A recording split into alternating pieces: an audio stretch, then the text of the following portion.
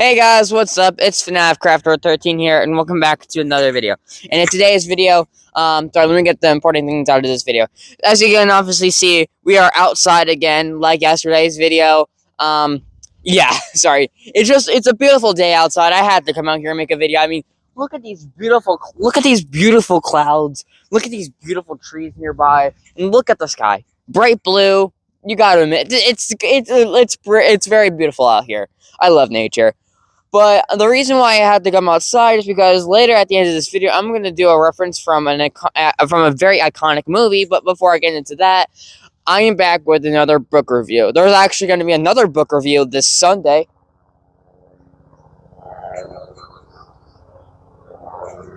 Oh, helicopter.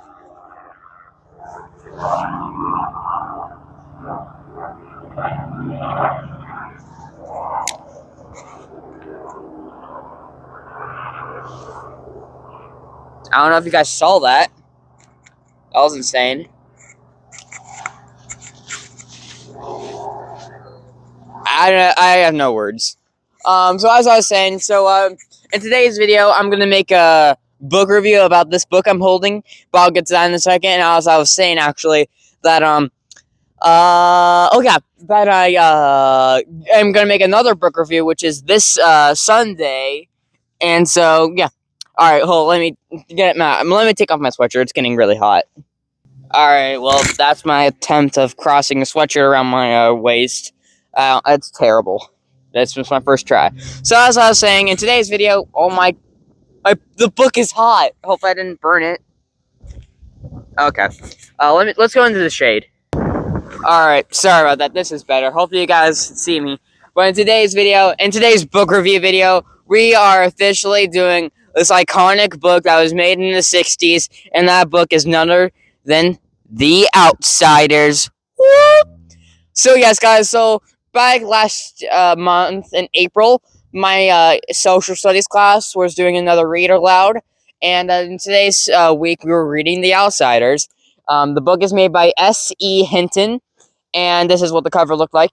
It has a picture of a greaser on here, reminded me of Elvis Presley. I like that. And it has, of course, the cover right here, and then we got this word bonus material inside. I think it's because the front page is a letter from the author. And we got the back right here. There's some pictures on the back, just this cool little phrase and the synopsis. Speaking of which, I'm going to read the synopsis. So here we go.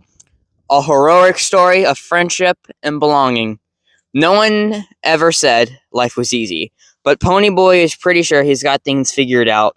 He knows he can count on he knows he can count on his brothers, Derry and Soda Pop.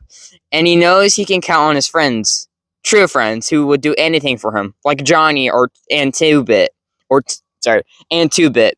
And when it comes down to the Socias, a vicious gang of rich kids who enjoy beating up on greasers like him and his friends, he knows that he can count on them for trouble. But one night, someone takes things too far, and Ponyboy's world is turned upside down. Sorry, I had to do that reference. Insert that one song from Stranger Things. Upside down, before you turn me. I don't know the name of the song. I think it's just called Upside Down. But I just don't know the name of the artist who made it. So yes, guys, in today's I'm going to show you The Outsiders. I got this book last Monday. Me and my mom were literally just at Walmart looking for school supplies for a science project that I was making for my school science class, obviously. And so we went to the book aisle first because I was like, you know what? If I'm reading The Outsiders, then I'm just going to read it before everyone else reads it because my class is still actually finishing the book. And right now it is actually 1:30. It's actually 1:30. And so my class should be, that's what, this is not working. I'm taking this off. So technically, my class should be reading, I think, like chapter 8 or chapter 7, I think. I don't know. But I got the book last Monday, and they're still currently reading it. So, this is obviously, it takes place in Tulsa, Oklahoma. I've been to Tulsa before. Great town. I love it. And so I'm going to read you a couple of stuff I liked about this book. And so here we go. Actually, before I start with one of the pages... Oh, sorry, let me put this down. One of the pages I really want to read is the letter from S.E. Hinton, which is actually a female. And it was shocking to me when my teacher said it to me, and because a lot of people were confused of how, like, gee, a female wrote this, even though this book is about boys. I honestly do not care if the author is male or female. It doesn't matter. The book is really good. I love it. Thank you, S.C. Hinton, for making this. I will forever love it. So as soon as you open the book, it says right here on the first page, a letter from Hinton. So let's read it. I'm a good reader, obviously, because I go to school. So this is what it says. Dear reader, it is very difficult for me to write about myself, and especially The Outsiders, which was written at a horrendous time in my life.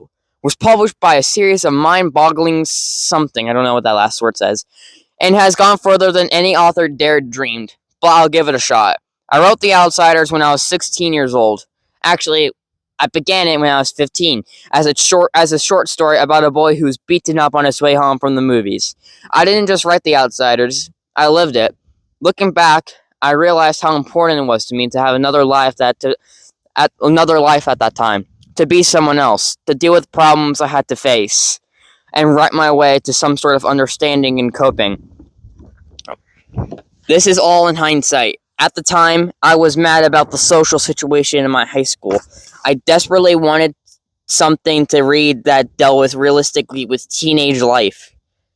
I knew I was going to be a writer. I love to write. I began in grade school, and because I love to read and like the idea of making stories happen in the way I wanted them to be, by that time I was in high school, I had been practicing for years, and I was elated and not surprised when I received my publishing contract on the day I graduated from high school. The Outsiders has taken me many places I have never dreamed of going. It introduced me to people that I could never otherwise have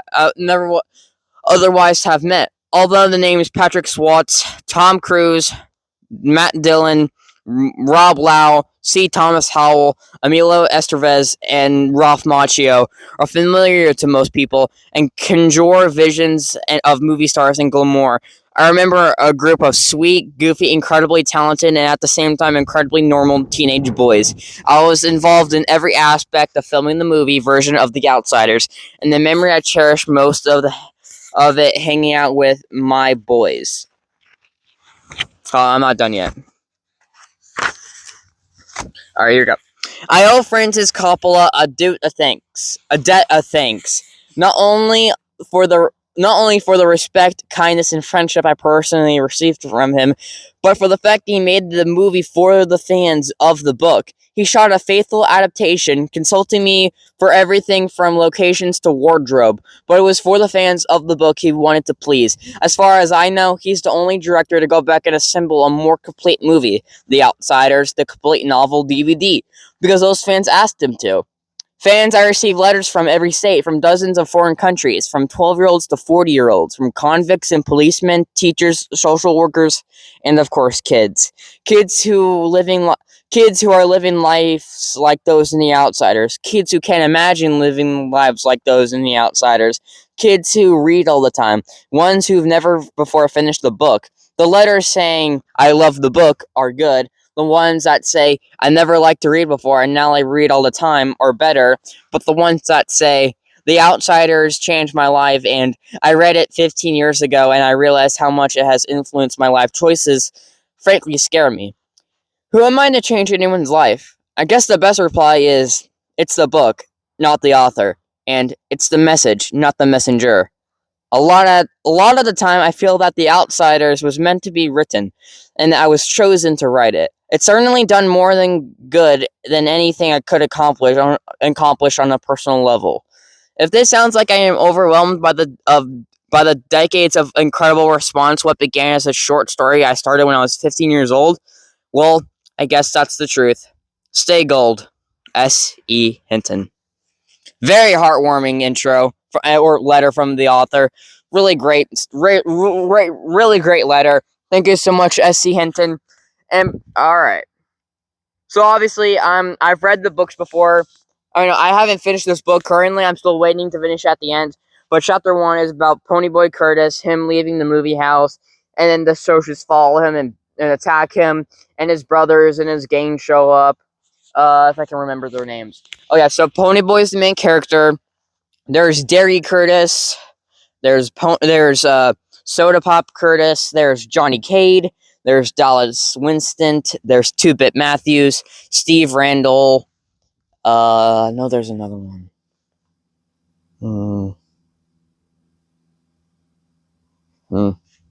Johnny Cade. I think I said that already.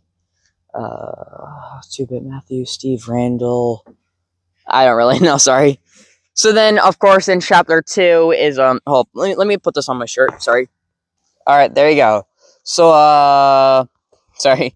So chapter 1 is Ponyboy going home after watching a movie with Paul Newman.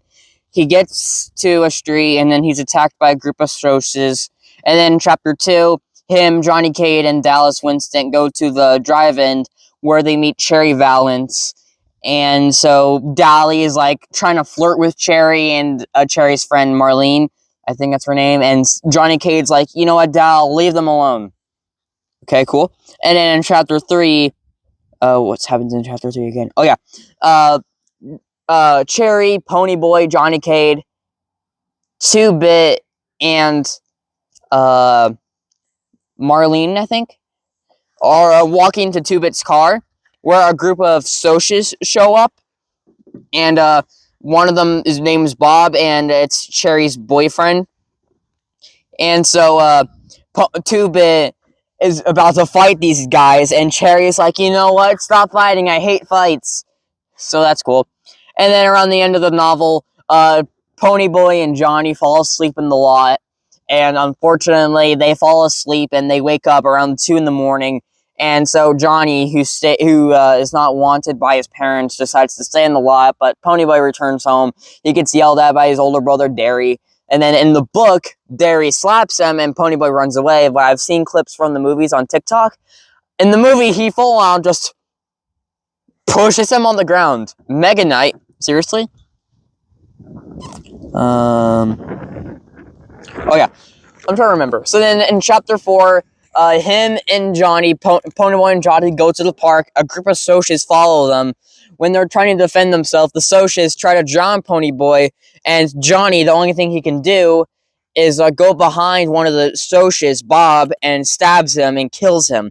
And so they realize that they just killed someone. So now they have to get away and hide. So they go to Dallas, who is like an actual criminal, and they say like, we're on the run. We need help. And then so Derek gives him a gun. He gives him a $50 bill. $50. And so they make it to Windrixville and they stay inside an abandoned church. And then like a chapter later, Dallas goes to them and pretty much they what is that? Whatever.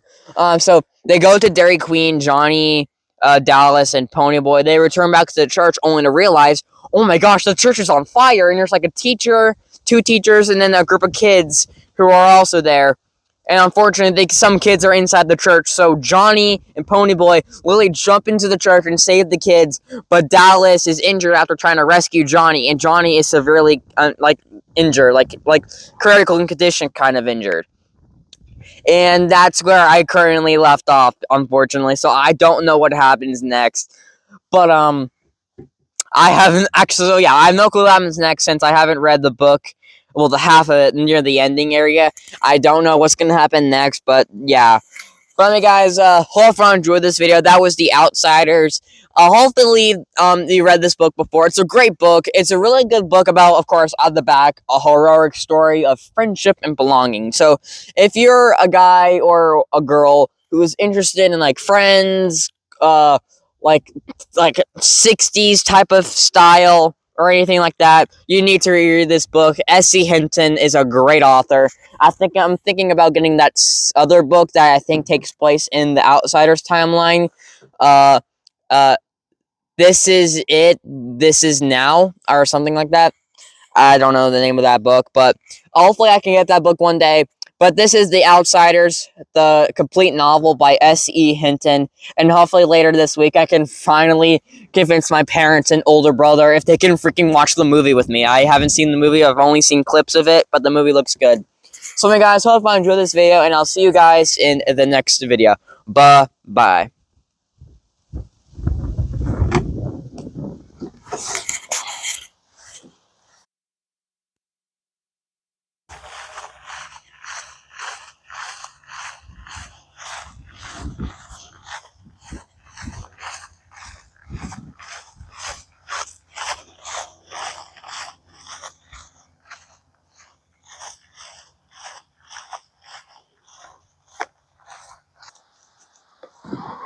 One morning, I woke up earlier than usual. The church was colder than ever.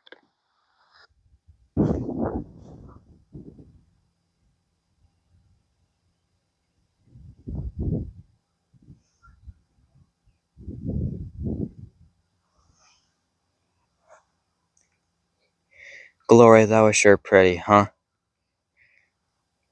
Yeah. It's like the mist is prettier, you know? All gold and silver. Mm-hmm. Too bad it can't stay like that all the time. Nothing gold can stay. What? Nature's first greenest gold. Her heart is hued to hold. Her early leaf's a flower, but only so an hour. Then leaves of states to leaf. So Eden sake to grief. So dawn goes down to day. Nothing gold can stay.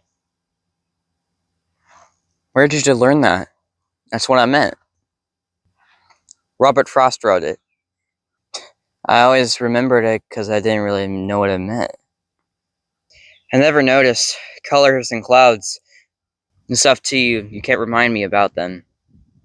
It's kind of like they were never there before.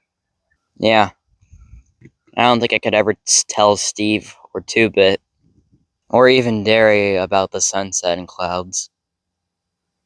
Just you and Soda Pop. Maybe Cherry Valance. Yeah, so we're different, huh? Shoot, maybe we are.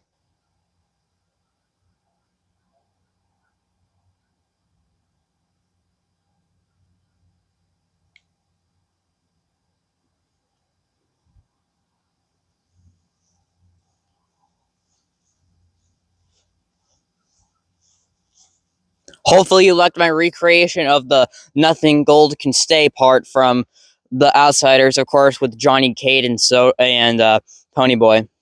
Alright, once again, hope you enjoyed this video. Go read The Outsiders and watch the movie, please. Shout out to The Outsiders, I guess. Alright, bye, guys.